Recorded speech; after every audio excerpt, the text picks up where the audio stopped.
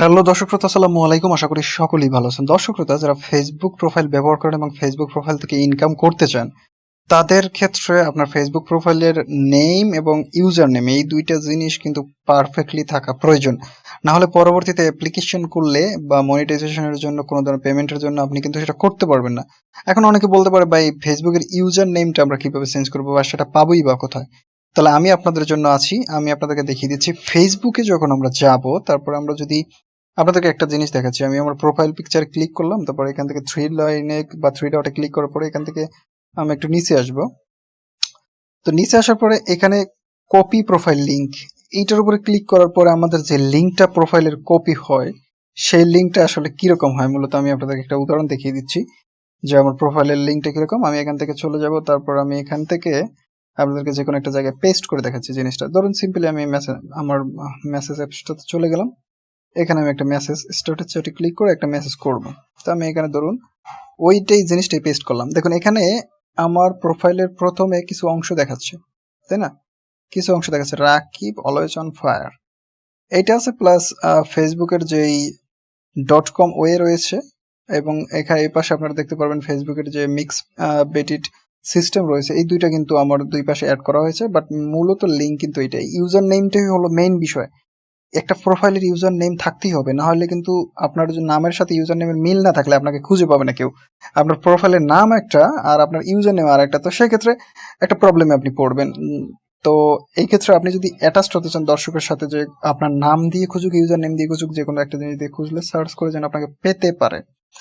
তো ইউজার নেমটা চেঞ্জ করার জন্য জাস্ট আপনাদেরকে থ্রি লাইনে টপ এখানে ট্যাপ করে সেটিংসে আসতে হবে। সেটিংস আসার পরে আপনাদেরকে যেটা করতে হবে, এখান থেকে আমাদেরকে এই অ্যাকাউন্ট সেন্টারের উপরে ক্লিক করতে হবে। দেন এখান থেকে আমরা প্রোফাইলে ডাবল ক্লিক করব, একবার ক্লিক করলাম, এবার আবার ক্লিক করবো, এবার এখান থেকে ইউজার নেম পেয়ে যাচ্ছি, ইউজার নেমের উপরে ক্লিক করব। দেখুন আমার ফেসবুকের নাম হচ্ছে আহমেদ রাকিব মাতুব্বর, আর এখানে দেখাচ্ছে কি রাকিব অলওয়েজ অন ফায়ার। তো দুইটার মধ্যে ডিফারেন্স আছে, যদি আমার নামটা আগে এরকম ছিল, এখন আমি চেঞ্জ করে নিয়েছি। এখন আমি এটাকে পুনরায় চেঞ্জ করব। কিভাবে করব? দেখুন আমি এখানে লিখবো হচ্ছে আহমেদ, এখানে কিন্তু বড় হাত ছোট হাত কিছু চলবে না, এখানে যা দিবেন সব ছোট হাতের, যা দিবেন সব ছোট হাতের। আহমেদ রাকিব মাতুব্বর, ঠিক আছে? তো এই জিনিসটা দেওয়ার পরে দেখুন এটা আমার নিয়ে নিয়েছে, এবং আমি যখন এখানে ডানে ক্লিক করে দিলাম তখন আমার ফেসবুকের নাম এবং ইউজার নেম দুইটাই কিন্তু সেম। দেখুন ফাইনালি আমার সবকিছু ওকে।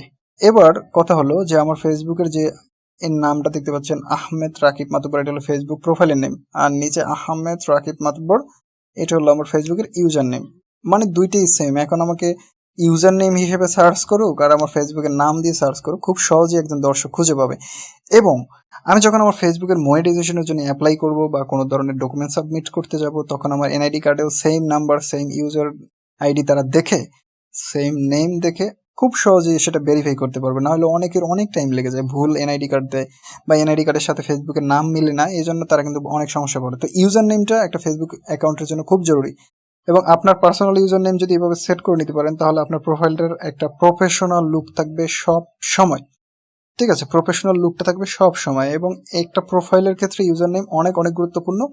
দর্শক শ্রোতা, যদি আপনাদের ইউজার নেম চেঞ্জ করার ক্ষেত্রে আর কোনো সমস্যা হয়ে থাকে তাহলে আমাকে কমেন্টে জানাতে পারেন, আর যদি এভাবে হয়ে যায় তাহলে তো আলহামদুলিল্লাহ ক্লিয়ারলি হয়ে গেল। তো দর্শক শ্রোতা, এখানে শেষ করতেছি। পরবর্তীতে যদি আপনাদের কোনো কিছু জানার থাকে কমেন্ট করবেন, আমি জানানোর চেষ্টা করবো এবং সব কিছু আপনাদের মতো করে দেওয়ার চেষ্টা করবো। আর সর্বশেষ রিকোয়েস্ট হলো চ্যানেলটাকে সাবস্ক্রাইব করবেন, ভিডিওতে লাইক করবেন। Thank you.